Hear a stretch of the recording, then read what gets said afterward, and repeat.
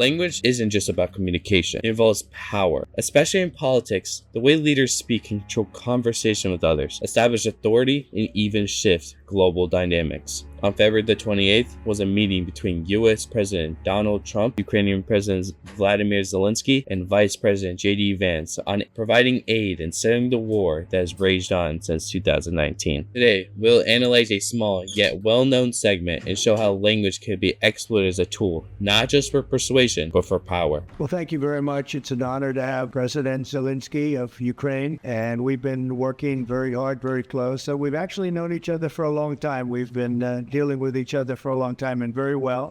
We had a little negotiation spat, but that worked out great. I think for both countries, I think for the world, actually, beyond both countries.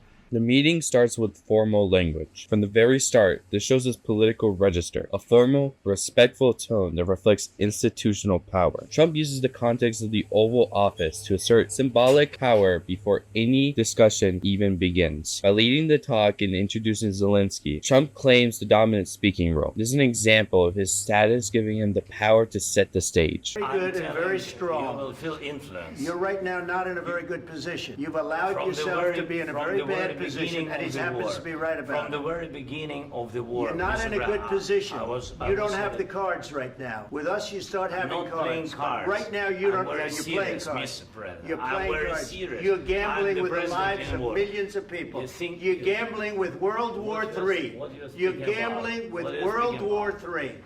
And what you're doing is very disrespectful to the country, this country. Trump's use of metaphor, like when he says you don't have the playing cards, frames the conflict as a type of game, with him holding the winning hand. This figure of language isn't just for style, it reflects power, because it reshapes how the situation is understood. By turning war into a strategic match, he places himself in control of the rules. Delivery backs this up too. He doesn't ask, he stays confidently. That directness reflects power in discourse. Her status is shown through tone, structure, and who controls the floor. What kind of diplomacy, JD, you are speaking about? What do you mean?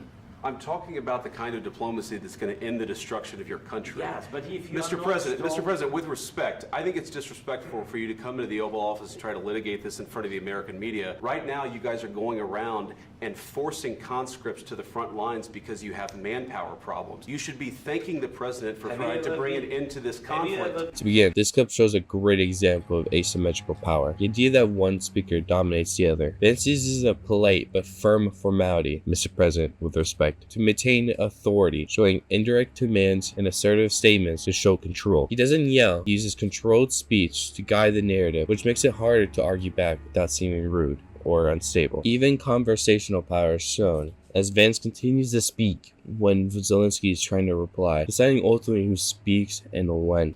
Do you disagree that you've had problems bringing people into your military? We have And problems. do you think that it's I will respectful answer. to come to the Oval Office I of the will United answer. States of America and attack the administration that is trying to prevent the destruction of your country? To Ukraine that you say what problems we have. I have been to. Come once. I've actually watched and seen the stories, and I know what happens is you bring them on a propaganda tour, Mr. President. Here, Zelensky challenges Vance's authority by questioning his experience. The use of questions, especially rhetorical ones, can show resistance to power. Even though he's in a weaker position politically, he tries to reclaim the floor emotionally, appealing to real-life consequences over strategy talk, by also using we and you personal. He draws lines between those who understand and those who don't. So just taking a few minutes of a long conversation, we can see language being used as a tool of power.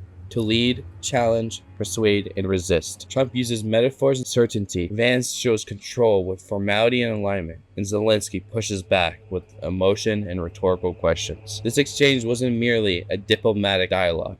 It was a performance of power, shaped by tone, formality, and the control of the floor.